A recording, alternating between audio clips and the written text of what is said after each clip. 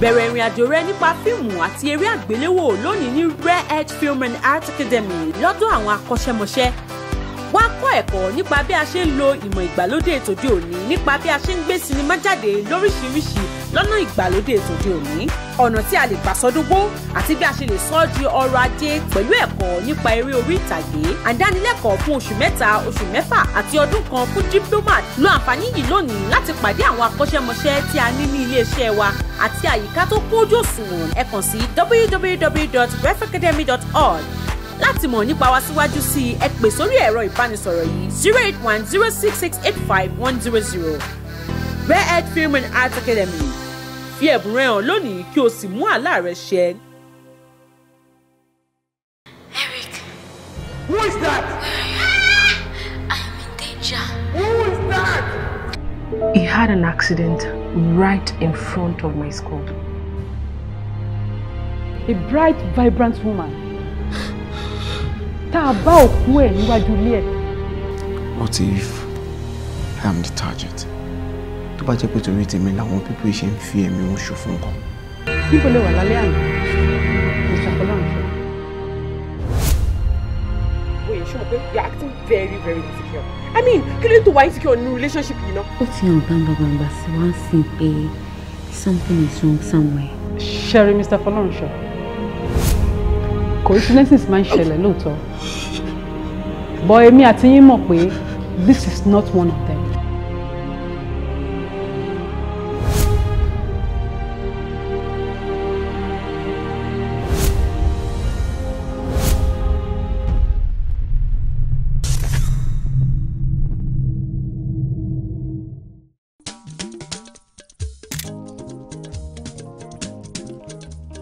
Àwọn aládùn rèé o, kílẹ̀ ti wí.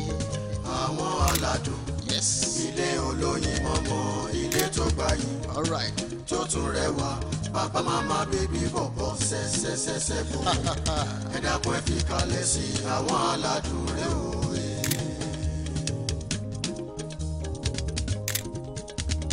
Àwọn aládùn rèé o. Àwọn aládùn rèé o. Àwọn aládùn kájọ máa ṣeré o. Ṣẹ́ṣkẹ́ṣkẹ́ àwọn aládùn rèé o.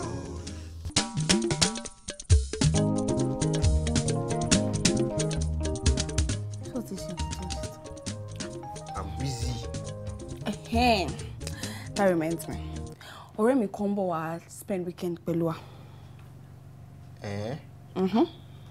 Ṣé ibi jọ bí hòtẹ́ẹ̀lì tó fi wá máa spend weekend? Ó bá kúkú ní guest house. Ìgbà mi ó máa ń béèrè àwọn very stupid questions. Anyways, Abuja ló ti ń bọ̀, ó dẹ̀ máa lo weekend pẹ̀lú wa. Ó máa gọ̀gán o, tí mo gbọ́ káwọn ọmọ Abuja máa ń gọ̀ bàjẹ́. Kí ló mọ̀ Junior? You know everything. Anyways, àwọn ọmọ Abuja ò kì í gọ̀. Àwọn girls tó ń gbé bẹ́ẹ̀ big girl ní gbogbo wọn for your information. Mo dẹ̀ ṣe reporting trip fún gan. Trip kọ́, strip ni. Jẹ̀dúró ń jáde wo gẹ̀ẹ́tò tẹ̀ pọ́n lé náà. Jáwó picture. Kò need kí n fi hàn ẹ́ mọ́ ṣe bó ṣáà ti sọ opinion ẹ nípa ẹ̀, so kò need kó rí picture mu. Ṣẹlẹ̀ tí wàá bínú gbà yẹn. Tó bá dẹ̀ jẹ́ yẹn ni o. Bọ́tà jẹ́ kí mi parí iṣẹ́ tèmi tó bá lè fi picture hàn mi àbí kí ló dé. Ẹ ṣàfihàn ẹ bẹ́ẹ̀ bẹ́ẹ̀ kí n wá kí n fi hàn ẹ́. Ọ̀rẹ́.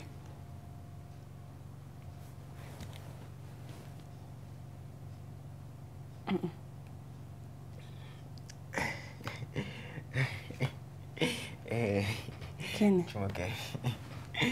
Ìjọ. Wá fún mi lọ́mọ yìí. Ọmọ yìí dùn. Ọmọ yìí sumptuous. Kí n ṣe kí ni? Jọ̀wọ́ bá mi ṣiṣẹ́ ẹ̀jọ̀ kò fún mi nọ́mbà ẹ̀ lásán. Fún mi lọ́la ara gbáyé ni.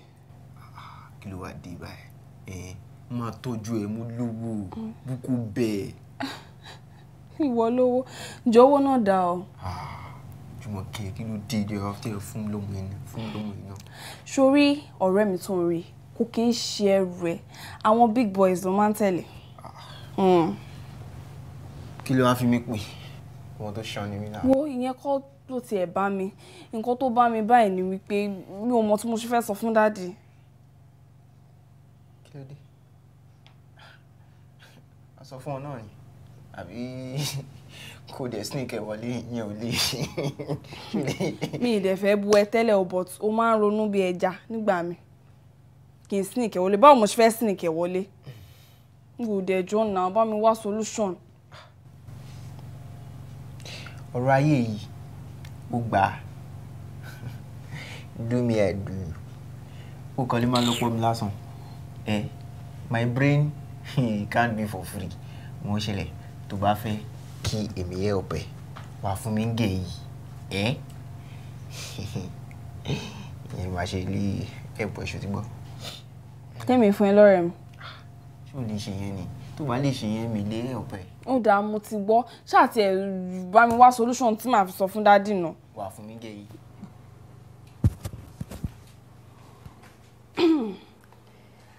Daddy. Kí ló tẹ fi wá jókòó síbi? Ó ní pé kí n máa fi TV gbádùn ara mi ni. Ṣé mi ló ń gbé juice àti cookies bọ̀ wá fún? Yes now. Àbí ṣé ẹ fẹ́ ni? Oh my darling. That's why you are my princess. Ìwọ nìkan ló mọ bó ṣe ń tọ́jú Daddy. Torí ẹ̀ náà ni mo fi jẹ́ the only daughter of Mr. Adun. Pẹ̀lẹ́.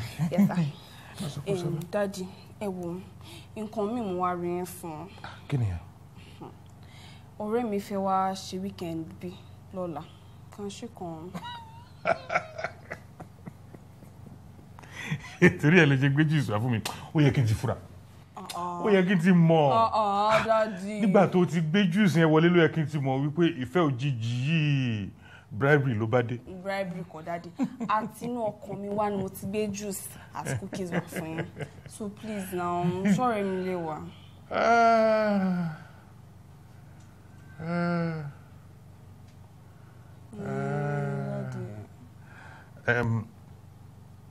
Ọkùnrin àbóbìnrin?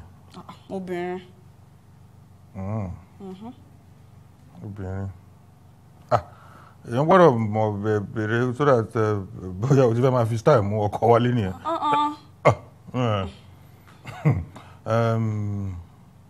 Ibo ló ń gbé? Abuja. Láti odidi Abuja ló ti fẹ́ wá kẹ́mi báyìí? Bẹ́ẹ̀ ló láìkẹ́ tó ni? Àbí lesbians ni? Abba Daddy. That's too much. Ẹ ṣe máa ní ṣe lesbians ni wá. Rárá o. Ó fẹ́ wá rí uncle ẹ̀ kan ní week ni. Ó dẹ̀ ní kóhun kí mi kó tó padà lọ sí Abuja. It's not too much o. Mo ní láti wà careful. I mean, I must take all necessary precautions. Okay, obìnrin ni Abuja ló ń gbé, kò kí n ṣe lesbian. Mo lè ti pàdé gan. Secondary school, but boarding students nígbà yẹn gbà tí mi fi jẹ́ day student. Well, sorry, the important thing ni pé mo trust ẹ pé ẹni tó máa mú wálé kò ní jẹ́ èèyàn burúkú. You have my consent. Bó ṣe mọ̀ pé èmi gan mo yóò sí nílé ní weekend. Mo. So, I have your consent, Abi. I have my consent. Thank you. Yes, Daddy. You're welcome, my dear. So ṣé kí n bá yín gbé juice yín wá àbí? Ní o bribe yín o. Actually, scotch ló yẹ kẹ́ fún mi. Tẹ́kàn fún mi ní juice. Mu juice. Every time dem máa mu scotch. Ọkọ Jùmọ̀kẹ́. Junior, o tún ti dé nìyẹn tó máa ṣàmì. Ìwọ tún ní tọkọ Jùmọ̀kẹ́ nísìn. Ìwọ kọ́ lọkọ Jùmọ̀kẹ́ ni.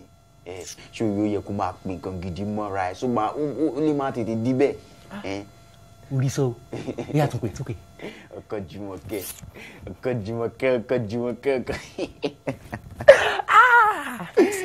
Mo dẹ̀ ní bí kí n ṣe máa bọ̀ lọ́dọ̀ ẹ̀ ni o. Ṣé kò sí? Mo ti devise another means tó fi máa get Jùmọ̀kẹ́ tó fi máa fà wá sọ́dọ̀ ẹ̀. Orí ẹ̀ pé. Àmọ́ ṣé kìí ṣe ètí màá tún fi tẹ́ báyìí? Tẹ́kẹ̀, wọ́n jẹ̀bi tẹ́kẹ̀ ni, ó ṣàmì pé ọpọlọ wà. Ò parọ́, ṣùgbọ́n báwo la ṣe máa ṣe lọ́tẹ̀ ṣé kí n lọ mú báírò àti ìwé wá? Bẹ́ẹ̀ ni, blackboard àti chalk ni. Fetí sílẹ̀ o, ṣórí, ọ̀rẹ́ Jùmọ̀kẹ́ kan bọ̀. òun àti Jùmọ̀kẹ́ dẹ̀ nìyí. Wọ́ọ́ so ara ọ̀rẹ́ ni wọ́n ti mú Jùmọ̀kẹ́. Bí ti báwo? Wọ́n máa ra oríṣiríṣi nǹkan fún un. Ìwọ má wọrí, màmá bẹ́ẹ̀ fún. So àwọn máa sọ fún yín, wọ́n á máa sọ fún yín pé àti ọ̀dẹ́ ló ti ń wá. Tó bá dẹ̀ ti ń fún báyẹn, a lọ máa sọ fún Jùmọ̀kẹ́ pé boy yẹn is a fine boy, he likes me, this one is that one. You understand? So ó dẹ̀ mọ̀ pé àwọn ọ̀rẹ́ wọn máa ní very strong effect sórí ara wọn. Ọpọlọ ẹ ti pọ̀ jù. Ìwé pé pé bóyá màá sì jèrè ẹ̀. Lóde tí mi ò máa fún fúnra mi.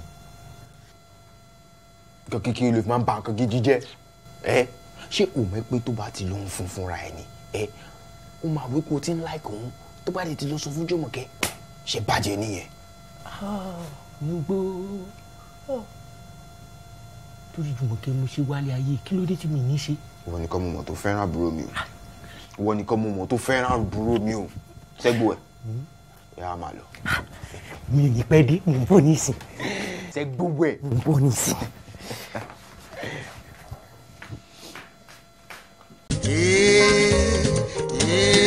Àwọn aládùn kájọ máa ṣeré o. Sẹ́skẹ́skẹ́ àwọn aládùn rẹ o.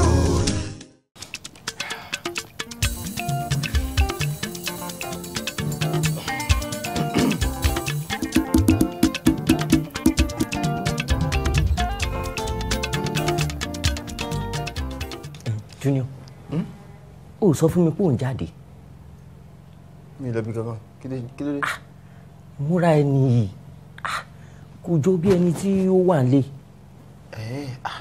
Ṣé wọ́n mọ̀ pé ìrínisí ní ìṣe ni lọ́jọ́?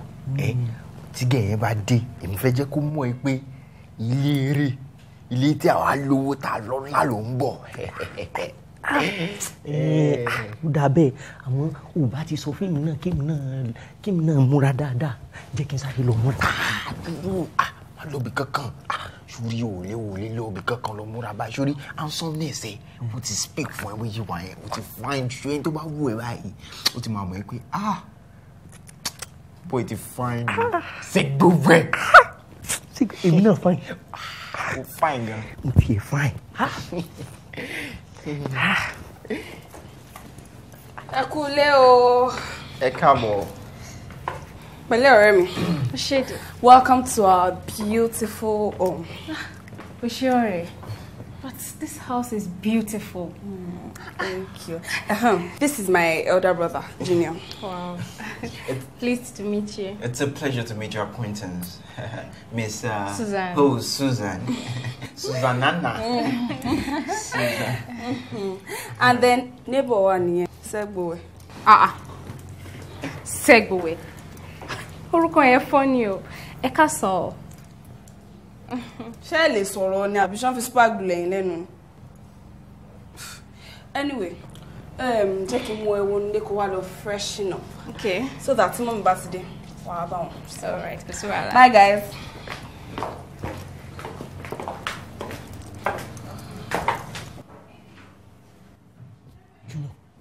Yes!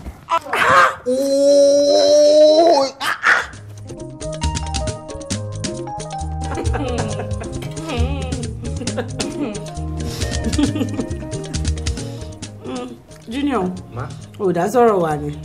Oh no. Mommy, I was telling Jumoke pé any very high fashion mind. I mean, looking at the house, and then nígbà tí mo rí makeup mo fall in love ni. Despite the fact pé ẹ tún ti sweat nìyẹn o. Ó ṣé gan, my dear. Actually, mo love fashion gan. Èmi náà máa admire àwọn tó ní beauty shop. Now, mo ṣe rí nǹkan tó jẹ́ pé mú ìwà àti Jùmọ̀kẹ́ tẹ́ fi jẹ́ ọ̀rẹ́. Torí Jùmọ̀kẹ́ náà, òun náà love fashion gan. Òun yìí kan mírò ẹ̀ kan ni. Junior! It was very disgusting. Ṣé tó fún apáwo ni ẹni? Oh, mọ nǹkan tó ń ṣe ń sìn àbí. Junior, Sure, okay. Yeah, I'm okay. Jumoke. Mo rò pé kò ṣe ìwé nìkan ni wọ́n lọ ń kà ntí ẹ̀. At least ó ṣàgbọ́ rẹ̀ òun ti ń plan future ẹ̀ tó bá fẹ́ lo certificate ẹ̀ ó ti ní alternative plan. Ẹ ṣáà mọ̀ mi dáadáa, you know your daughter too well. Èmi gan ò gbàgbé rẹ̀. Oh, better.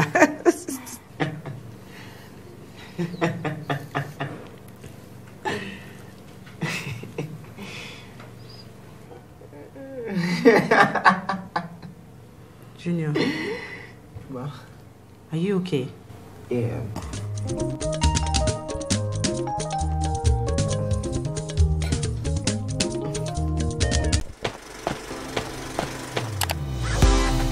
Start your journey into film and television today at Rare Edge Film and Arts Academy.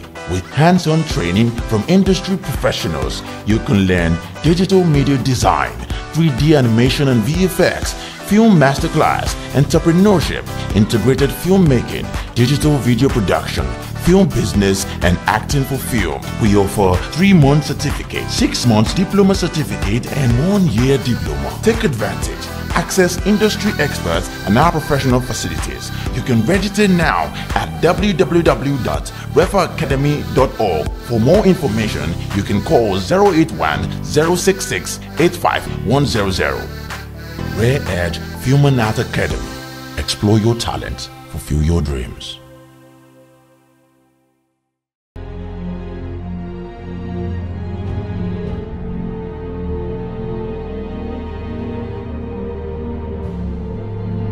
He knows nothing about this company or my father. Myself or your father built this company from nothing to something. You really don't know me. You walked into this place to disrespect me. This is mine!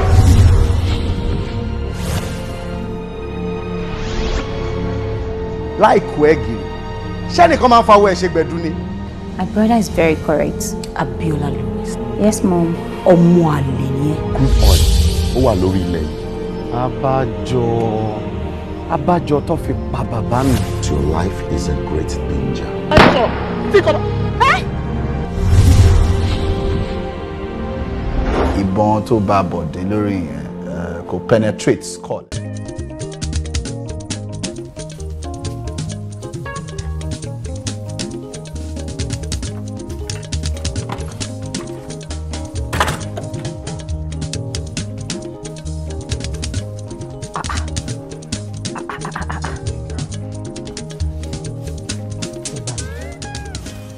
Junior.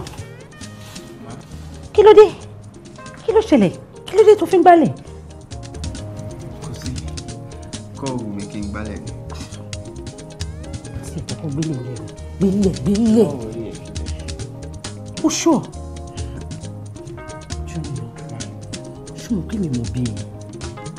Kò dẹ̀ sí nǹkan tó lè sọ fún mi. Kí ló ṣe? Kí ló ṣẹlẹ̀? I'm perfectly fine. Are you sure? Yes, obviously. Because èmi mọ̀ pé tí ọkùnrin bá ti wà heartbroken ló máa ń ṣe àwọn iṣẹ́ tí kò ń ṣe nílé tẹ́lẹ̀ láti fi mú ọkàn kúrò ń bẹ̀. Okay. Ọkọ mi, jọ̀ọ́ sọ fún mi. Ta ló já ìkulẹ̀? Sorry? I mean, who is the girl? No, I'm fine. Kò sí nǹkan.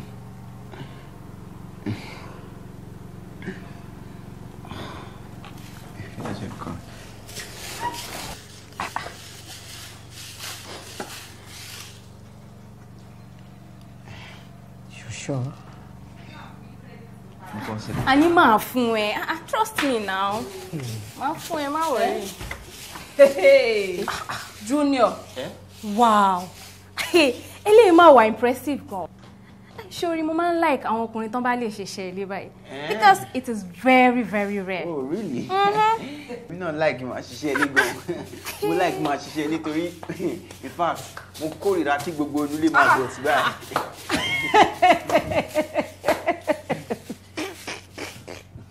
Ṣé ọmọ Jùmọ̀kẹ́ ìwé ń wò yìí?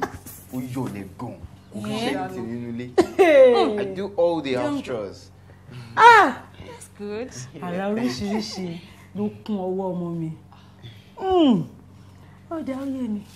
Jùmọ̀kẹ́, ìwọ bá mi shop in 2 hours time. 2 hours ni mo pè o, mi ò ní 5 hours o. Torí mo mọ̀ ẹ́, wàá fi gbogbo ọjọ́ fi make up. Ó dàbọ̀ ma. Ó dàbọ̀ jẹyọ kan. Anyway, Susan, ṣé wàá tẹ̀lé mi lọ sí shop tó bá tẹ̀? Jùmọ̀kẹ́. O ṣe wá mọ̀ bóyá ń ṣàlejò báyìí sí. Ìtumọ̀ yẹn o. Ṣé o mọ̀ pé o ti máa rẹ Susan láti àná tó tiẹ̀ ti dé? Mo máa ní láti ẹ̀ ti sinmi díẹ̀ sínú ilé. Susan Jaye, ṣé wàá tẹ̀lé Jùmọ̀kẹ́ lọ ni àbí ká jọ lọ cinema? We can just watch a couple of movies and... I think cinema is a nice idea. That's very good. Susan, yes, kí ló máa jẹ ǹtẹ̀? Báwo lẹ ṣe wẹ́ pé pa mí? Will you just shut up? My baby wants to breakfast. We share it. How was your night? Fine, thank you.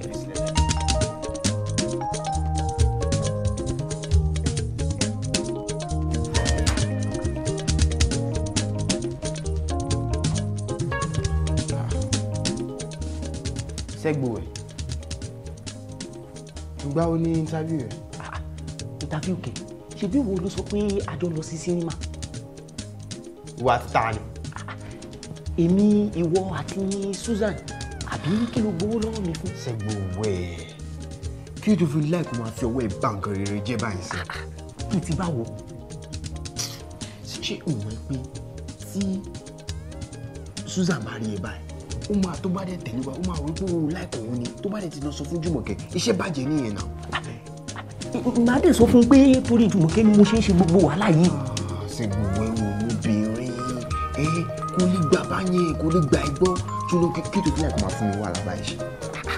Mi ò fún ẹ ní wàhálà ṣe, mo kàn fẹ́ kọ́ ọmọ yẹn náà mọ̀ pé èmi náà já sí ni. Torí ẹ̀ ni mo ṣe ń ṣe gbogbo wàhálà yìí.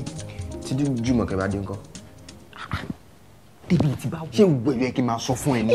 Kò yé mi ni, kò yé mi. Ṣé o mọ̀ pé mo já láti mú Susan jáde so that tí Jùmọ̀kẹ́ bá ti dé, ìwọ àti ẹ̀ ẹjọ́ máa wà ní ilé pọ̀ ẹ̀dẹ̀ ẹjọ́ máa. Junior, ò ní pa mí. Ọpọlọ yẹn ti pọ̀ jù. Ọpọlọ wa yà bí i. Àmọ́ kí ni èmi àti Jùmọ̀kẹ́ fẹ́ máa ṣe nílé? Ẹ máa gbàdúrà.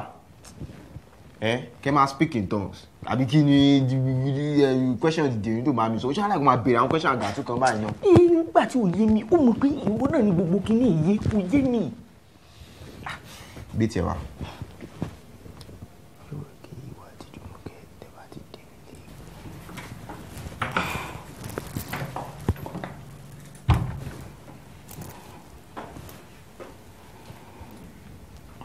Lord save me.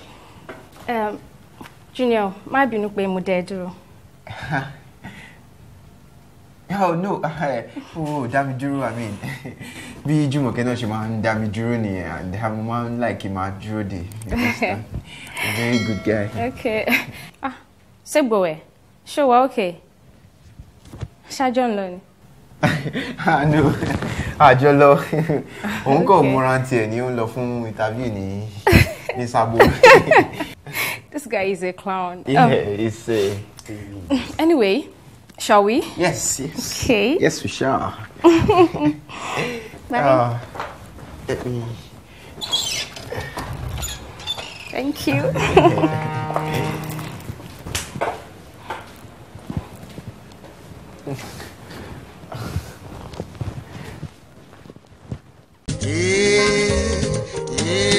Àwọn aládùn kájọ máa ṣeré o. Sẹ́skẹ́skẹ́ àwọn aládùn rẹ o.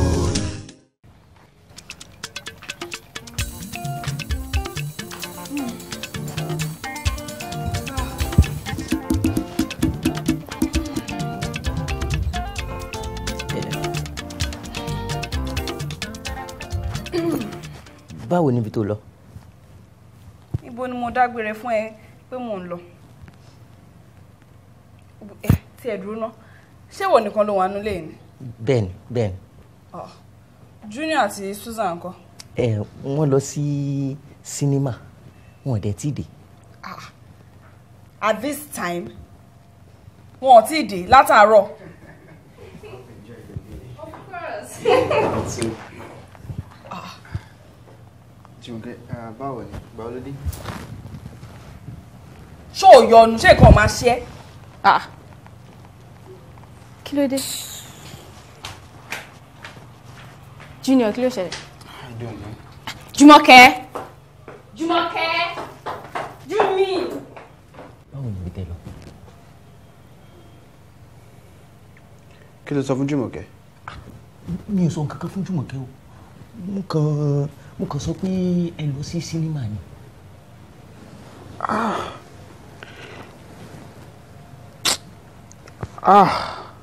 Segbowe. Ó ti bàṣẹ́ jẹ́. Bí ti báwo? Mi ò bàṣẹ́ jẹ́. Segbowe. Mi ò rí Jùmọ̀kẹ́ bá sọ̀rọ̀ látàárọ̀ o. Kí ni? Àgàtú dákẹ́nu ẹ̀ jàre. Jẹ́ tẹ̀ ń ronú. Mo dẹ̀ máa miss ẹ gan. Ṣé o gbọ́dọ̀ lọ lọ́la ni? Èmi náà máa miss ẹ. But I have to go. It was fun being with you. Same here. Oh, the joy. Fún mi ní nọ́mbà ẹ̀ náà sọ. Nǹkan wà ìlàgbé. No problem.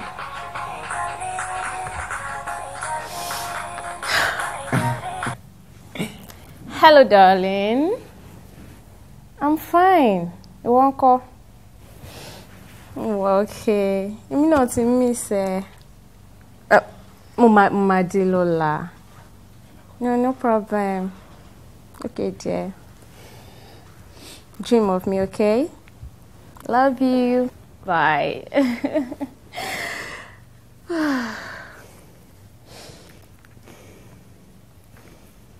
Ta ló bá sọ̀rọ̀?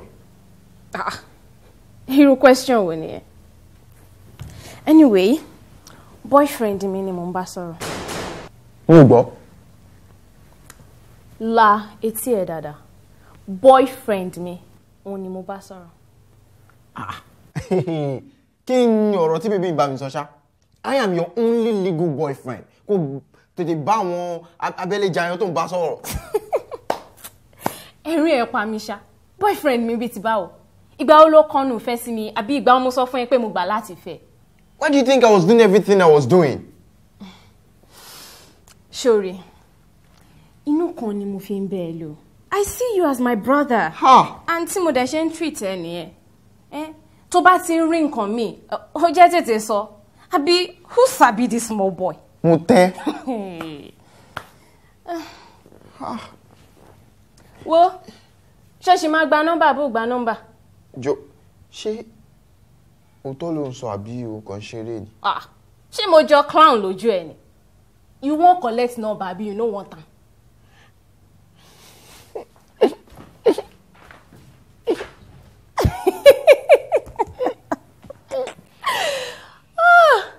Ọdẹ pàtàkì. Ó rò pé òun gbọ́n. Abuja, here I come. Junior! Susan ti ń lọ ṣó dẹ̀ ni wá sọ bye bye sí ni. Susan kọ́ sọ́séjì ni ò wá gbé mi. Junior!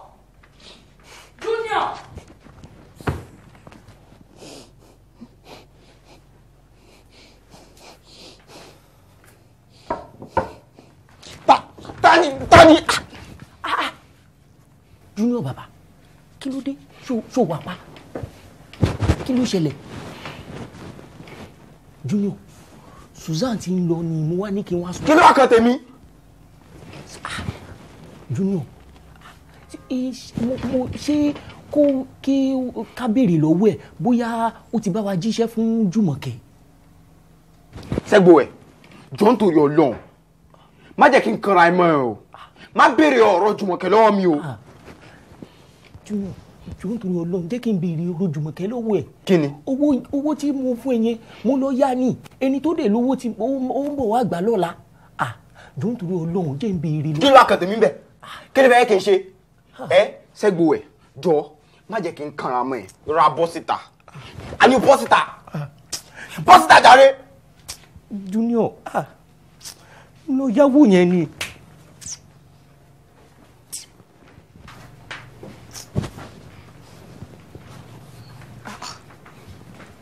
Junior ṣé oògùn ọgbà tí mò ń pè ẹ́ ní mo dẹ̀ ń pariwo pé Susan ti lọ kó wá sọ bye bye sí ṣé nítorí o ti ń mí ìṣẹ́ ló ṣe wá bọ́ síta. Ó ló máa ń jẹ́ kí n mí ìṣirú ẹ̀. Èṣù pòfò àbí ṣé láti gbàrin kọjá.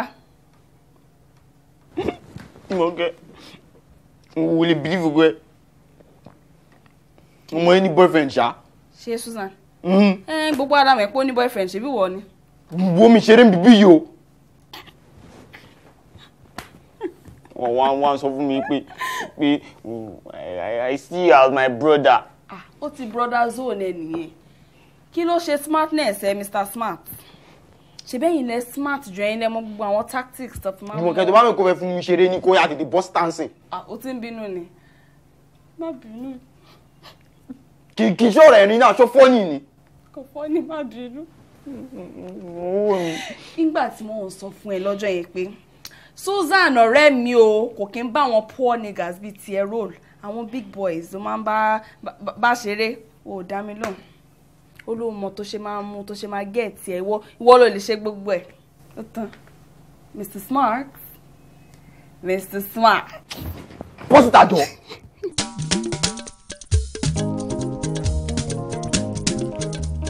Àwọn aládùn rẹ̀ o kílẹ̀ ti wí. Àwọn aládùn ilé olóyin mọ́mọ́ ilé tó gbayì tó tún rẹwà bàbá màmá bébí bọ̀bọ̀ sẹ́sẹ́sẹ́sẹ́ bò ẹ dákun ẹ fi kalẹ̀ sí àwọn aládùn rẹ̀ o.